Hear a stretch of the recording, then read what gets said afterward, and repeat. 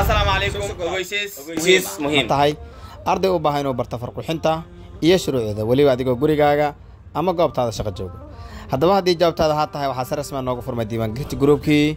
22 ee online-ka waana 10 duuban oo sharxan oo shuruucda wataan kuwaas oo ay hore uga aflaxeen kumanaan arday Soomaaliyeed ee joogo daafaha dunida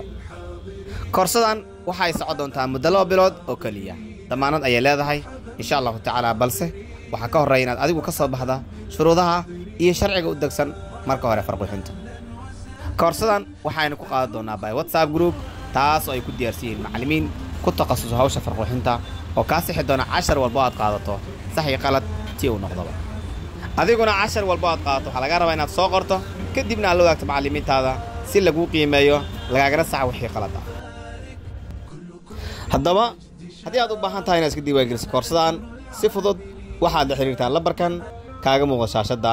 plus 25 26 15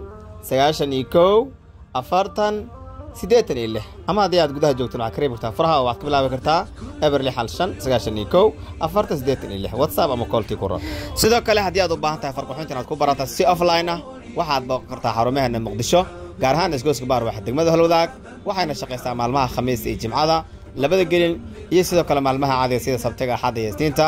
labada gelinba